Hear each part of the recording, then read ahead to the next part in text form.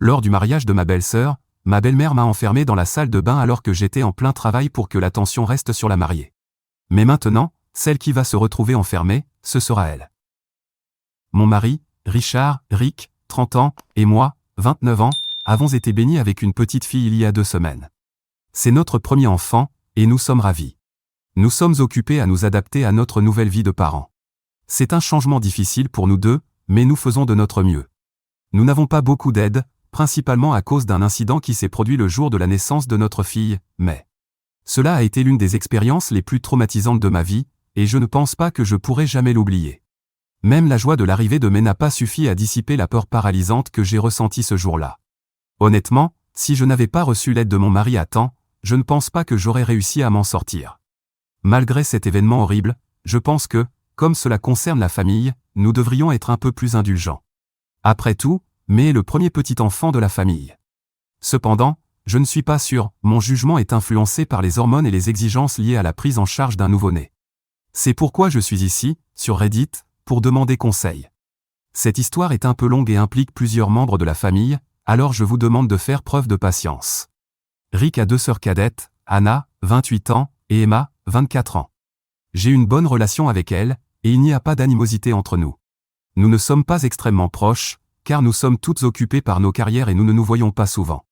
Emma ne vit même pas dans la même ville que nous, mais nous essayons de rester en contact de temps en temps par message ou appel. Une autre personne clé dans la famille de Rick et dans cette histoire est ma belle-mère, Rachel, 53 ans. Alors que je m'entends relativement bien avec Anna et Emma, ma relation avec Rachel est une toute autre histoire. Nous sommes en désaccord sur beaucoup de choses, et je pense sincèrement qu'elle a des problèmes, non seulement avec moi, mais aussi avec tout le monde autour d'elle. C'est une maniaque du contrôle qui veut que tout le monde suive ses désirs à la lettre. Si les choses ne se passent pas comme prévu, elle perd complètement son sang-froid. Rick et ses sœurs respectent ses désirs dans une certaine mesure, principalement parce qu'elle les a élevés seuls après que leur père les ait abandonnés. Ils essaient donc de lui faciliter les choses et de se faciliter la vie à eux aussi.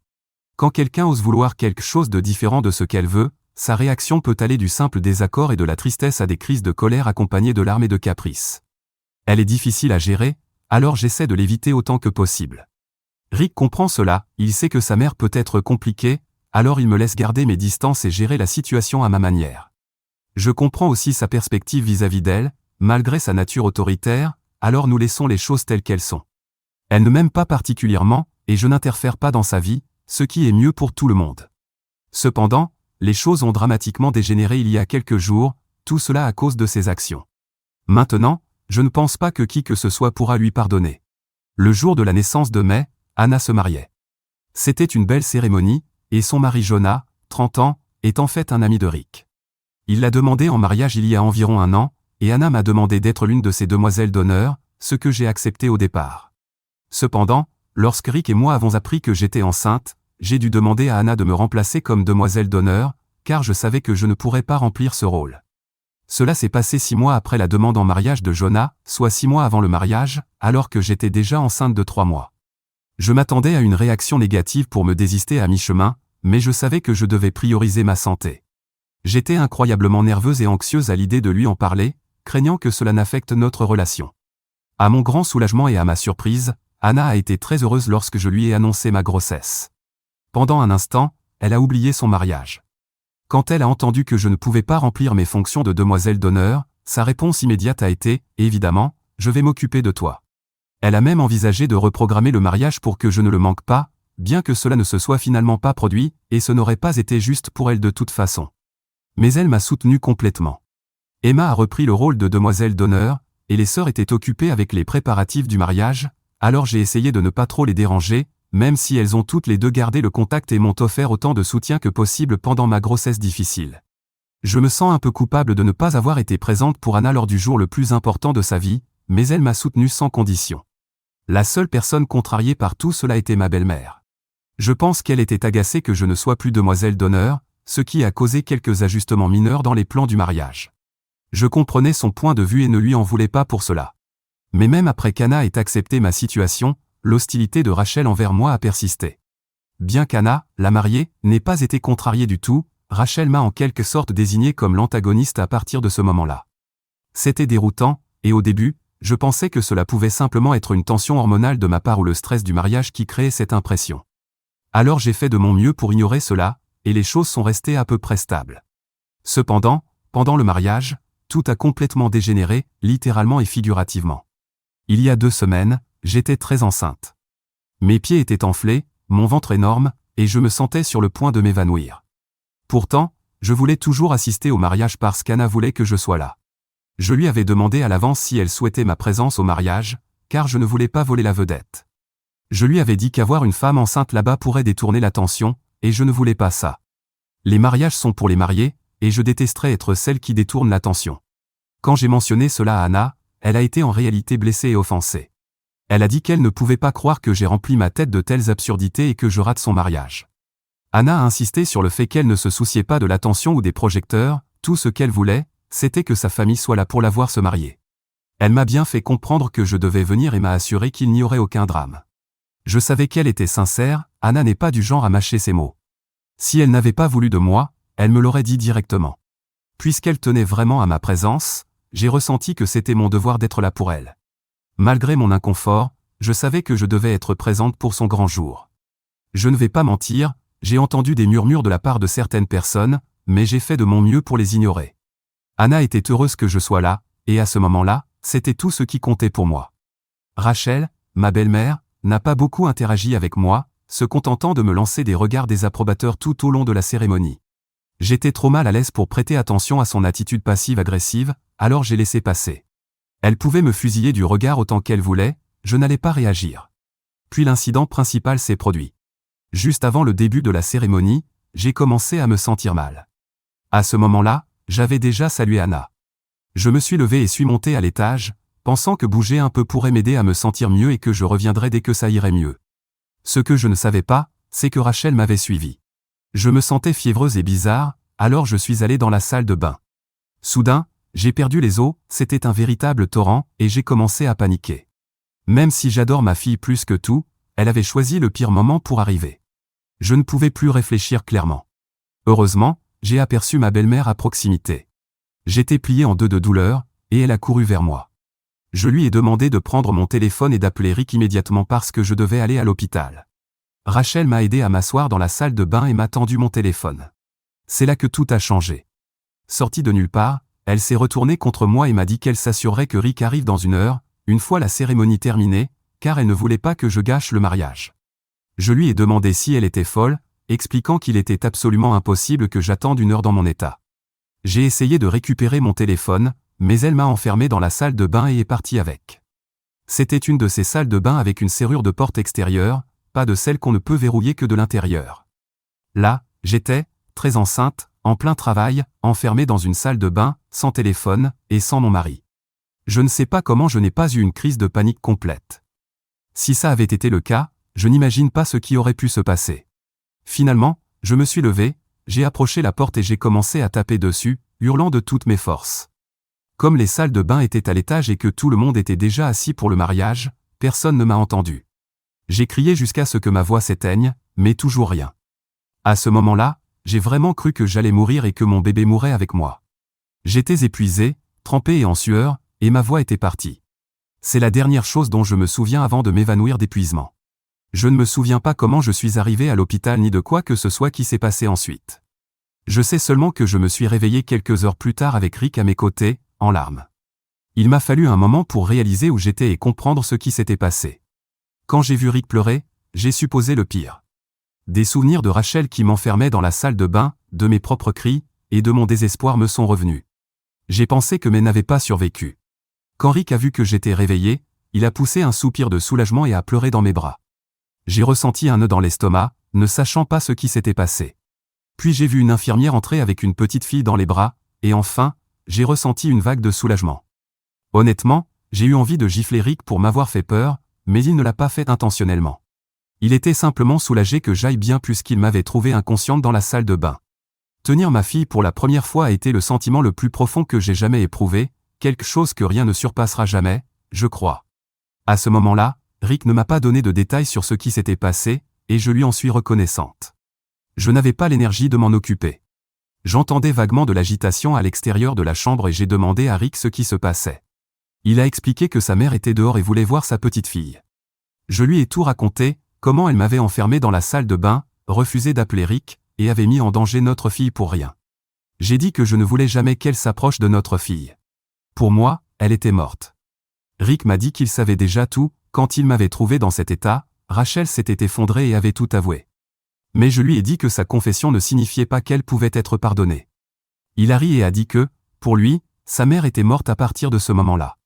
Il était déterminé à porter plainte pour avoir mis ma vie en danger. Il voulait suivre la voie légale pour s'assurer qu'elle paie pour ses actes. Quand Rick a dit qu'il porterait plainte, j'ai ressenti un immense poids s'envoler de mes épaules. Je sais qu'il aime sa mère, lui et ses sœurs l'ont toujours respecté pour les avoir élevés seuls. Peut-être que je ne m'attendais pas à ce qu'il prenne ma défense avec autant de fermeté, mais je ne m'en plains pas du tout. En fait, cela m'a fait l'aimer encore plus, si c'est possible. J'ai demandé à Rick comment s'était déroulé le mariage, et il m'a dit que tout s'était bien passé. Emma et Anna attendaient son appel pour venir nous rendre visite. J'ai demandé si Anna était en colère, et il a ri, disant que je ne devais pas m'inquiéter du tout. Anna rayonnait de fierté et de joie, disant que sa famille était complète lors du mariage et que la naissance de May était le plus beau cadeau qu'elle aurait pu recevoir. J'ai fondu en larmes quand il m'a raconté cela et je lui ai demandé de les appeler immédiatement. En quelques minutes, Anna, Emma et Jonah étaient à l'hôpital. Le meilleur moment, Anna et Jonah étaient encore en tenue de mariage, et Anna a annoncé qu'elle ne raterait pas l'occasion de prendre une photo de mariage avec sa nièce. J'ai commencé à pleurer, c'était un moment tellement émouvant. Après la photo, je me suis excusé auprès d'Anna d'avoir gâché sa journée, mais elle m'a prise dans ses bras et m'a dit que j'avais tort, que j'avais rendu sa journée encore meilleure. Ensuite, j'ai raconté à Anna le comportement de Rachel depuis que nous avions annoncé la grossesse. Anna a répondu que ma seule erreur avait été de ne pas leur en parler plus tôt, ils auraient pu arrêter ces drames. J'ai expliqué que je ne voulais pas causer de problème, mais Emma a ajouté, « Tout problème en vaut la peine tant que tu es en sécurité ». Écrire cela me fait monter les larmes aux yeux, car à ce moment-là, j'ai réalisé qu'ils m'aimaient vraiment comme faisant partie de la famille. Je n'étais pas seulement la femme de Rick pour eux, j'étais de la famille. Anna est l'une des meilleures personnes que je connaisse, confiante, gentille et tellement généreuse. Cela ne me surprend pas qu'elle soit là où elle est aujourd'hui. Je ne comprends toujours pas comment Rachel est devenue si différente de ses enfants, c'est comme s'ils avaient vu son comportement et décidé que ce n'était pas le chemin qu'ils voulaient suivre. C'est étrange, mais peu importe, c'était un moment magnifique. Rachel était toujours devant la chambre d'hôpital. Apparemment, Anna lui avait dit qu'elle s'assurerait que Rick et moi déposions une plainte. Rachel voulait entrer pour rencontrer Maggie, mais je ne voulais pas qu'elle s'approche de nous. Anna m'a soutenu, insistant sur le fait que nous devions nous protéger d'elle. Elle s'est excusée auprès de moi, se sentant coupable, pensant qu'elle n'avait peut-être pas été assez claire avec sa mère sur le fait qu'elle n'avait aucun problème avec ma grossesse. Anna a dit que si elle avait été plus claire, peut-être que l'incident aurait pu être évité. Je l'ai assuré qu'elle avait tout fait correctement, qu'elle m'avait fait me sentir en sécurité et que ce n'était en aucun cas de sa faute. Pendant ce temps, Rick était dehors en train de parler à Rachel. Après ma sortie de l'hôpital et notre retour à la maison avec May, Rick m'a raconté ce qu'ils avaient discuté. Il lui a dit qu'il porterait plainte et que rien de ce qu'elle dirait ne changerait cela. Il lui a également dit qu'elle ne ferait jamais partie de la vie de May, car elle n'était plus une grand-mère dans aucun sens significatif après ce qu'elle avait fait. Il a expliqué que mettre ma vie et celle de May en danger juste pour contrôler le mariage était inacceptable. De plus, il lui a annoncé que le soutien financier qu'elle recevait de lui et d'Emma serait réduit à zéro. Rachel a pleuré, disant qu'elle avait travaillé toute sa vie pour eux et qu'elle ne méritait pas cela.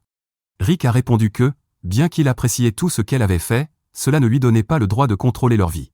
Il a admis qu'il avait trouvé des excuses pour son comportement pendant des années, mais cet incident avait franchi une limite.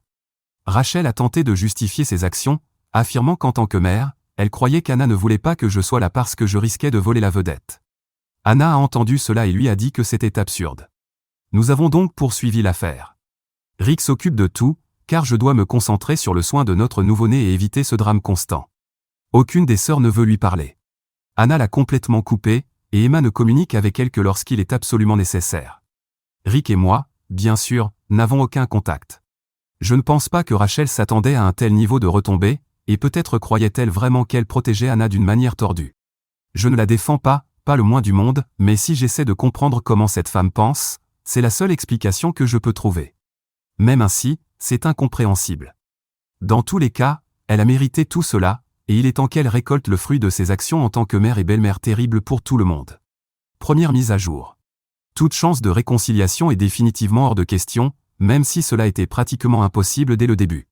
Je sais que je n'ai pas donné de nouvelles depuis un moment, mais, eh bien, je suis une nouvelle maman, donc entre m'occuper de moi et de mon bébé, j'ai été occupé. La bonne nouvelle est que May aura 8 semaines dans quelques jours, et nous sommes tous très excités. Anna et Jonah ont été incroyablement gentils, nous aidant beaucoup, Rick et moi. Emma a dû retourner travailler, mais elle nous appelle presque tous les jours. May est littéralement la lumière de nos vies, il l'adore, et notre groupe de discussion est rempli de photos d'elle. Nous n'avons eu aucun contact avec ma belle-mère, surtout depuis que nous avons porté plainte contre elle et que nous avons été conseillés de maintenir un contact zéro pour éviter d'aggraver la situation. Mais cette femme est véritablement déséquilibrée, et la semaine dernière, elle a montré à tout le monde son vrai visage. La semaine dernière, Rick et moi nous sommes réveillés vers 1h du matin à cause de coups violents à la porte. J'ai cru qu'il s'agissait d'une effraction et me suis précipité pour me cacher avec May pendant que Rick allait répondre. J'entendais des cris, mais je n'osais pas sortir car je ne voulais pas réveiller May. Il s'est avéré que c'était ma belle-mère, et Rick a dit qu'elle agissait comme une folle. Elle n'arrêtait pas de crier qu'elle voulait voir May et que nous ne pouvions pas la tenir éloignée.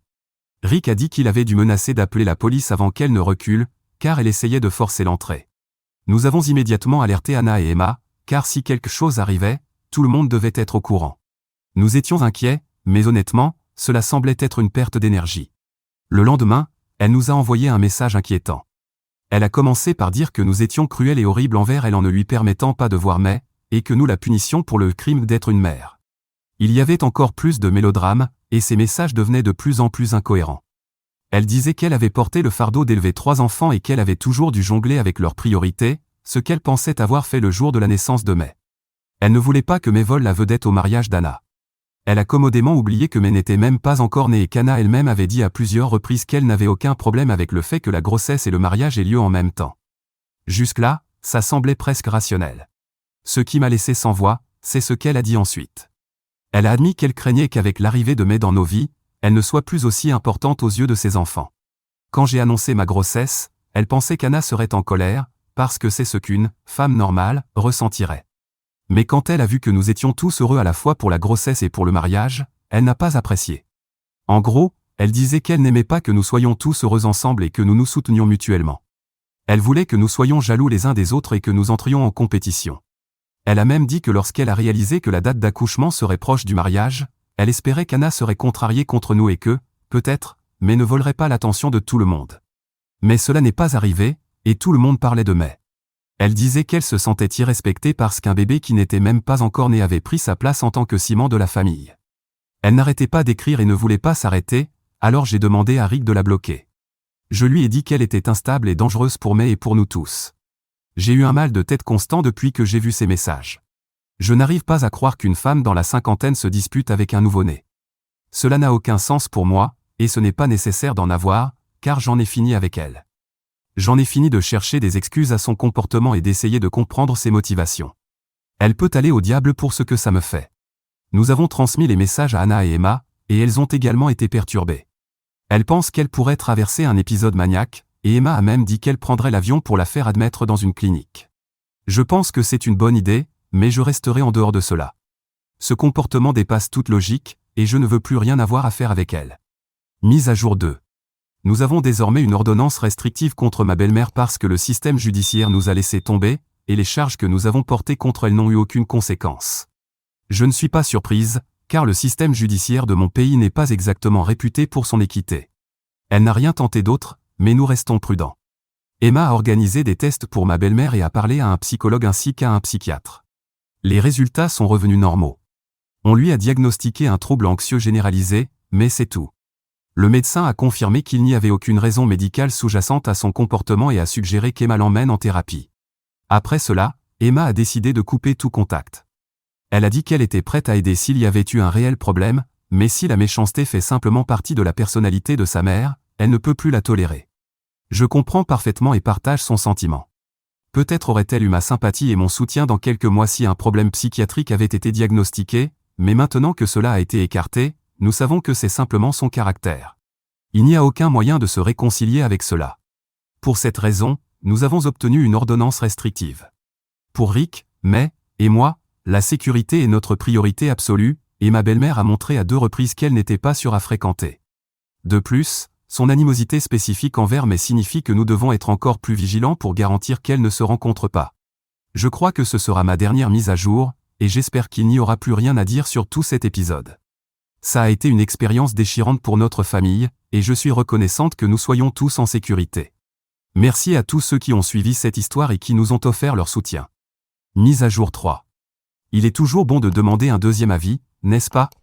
On pourrait penser qu'entre un psychologue et un psychiatre, une évaluation professionnelle serait précise.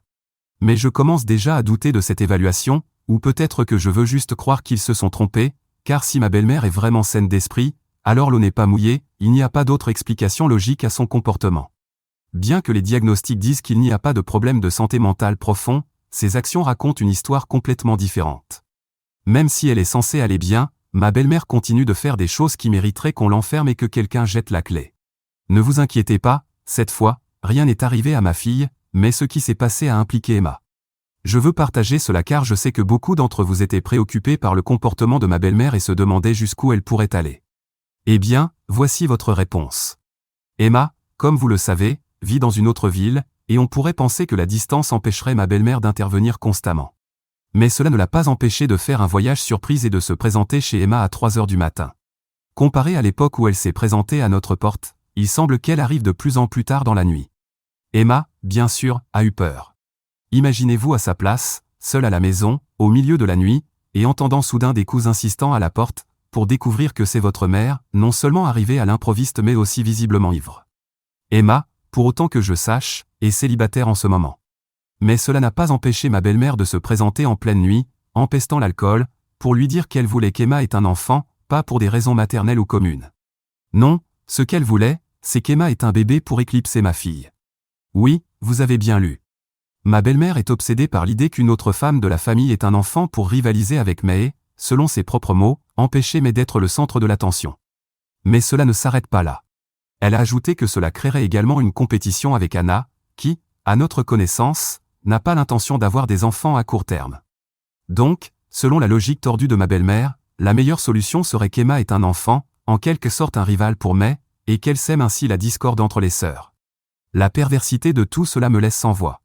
Son objectif n'est rien de moins que de créer de l'inimitié et de la rivalité entre nous tous, avec l'idée absurde que cela ferait d'elle le facteur unificateur de la famille.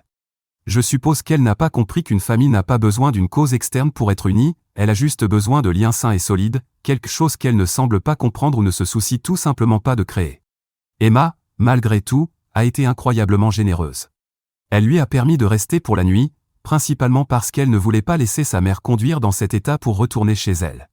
De plus, Emma a décidé de consulter un spécialiste dans sa ville, qui est plus grande, et de trouver potentiellement quelqu'un avec une approche différente qui pourrait aider à comprendre ce qui se passe réellement avec elle. L'idée d'Emma est que, dans un endroit avec plus de spécialistes, elle pourrait obtenir un diagnostic plus précis ou au moins une idée de ce qui cause ce comportement irrationnel et nuisible. La famille s'est plus que jamais unie, ce qui est ironique, pour rejeter ces attitudes et décider de maintenir des limites fermes. Quand j'en saurai plus sur ma belle-mère, je vous tiendrai au courant. Mise à jour 4. Eh bien, nous avons maintenant un diagnostic clair, ma belle-mère souffre de troubles de la personnalité borderline, TPB. Cela apporte une certaine clarté, mais nous savons également à quel point cela sera difficile. Le diagnostic explique beaucoup de ses comportements chaotiques et extrêmes. Rachel va rester temporairement chez Emma pour recevoir un traitement, et elle pourrait même être hospitalisée pendant un certain temps afin que des spécialistes puissent observer ses progrès et ajuster l'approche thérapeutique si nécessaire. Ils discutent d'une combinaison de médicaments et de thérapie, ce qui pourrait aider à stabiliser ses émotions et, espérons-le, lui apprendre des moyens plus sains d'interagir. Je ne peux pas dire que ma belle-mère soit particulièrement ravie de cette situation, mais si elle veut vraiment guérir et améliorer ses relations familiales, cela semble être son seul chemin. Emma a pris le rôle de soutien, ce qui est admirable compte tenu de tout ce qui s'est passé, tandis qu'Anna s'est un peu éloignée. Je n'ai pas parlé spécifiquement avec Emma et Anna de la manière dont elles prévoient de gérer leur relation avec Rachel si elle s'améliore, mais je comprends que leur soutien est davantage un acte de responsabilité qu'une acceptation immédiate. De notre côté, même si sa santé s'améliore à l'avenir, les dégâts et les risques qu'elle a causés sont difficiles à oublier. Les menaces envers May et son comportement dangereux, comme conduire en état d'ivresse, sont des raisons suffisantes pour la maintenir à l'écart de nos vies. Il ne s'agit pas seulement de pardon ou de réconciliation, il s'agit de la sécurité de ma fille et de notre famille en général. En ce qui concerne Rick et moi, nous sommes convaincus que, peu importe jusqu'où son traitement progresse, maintenir nos distances est la meilleure décision.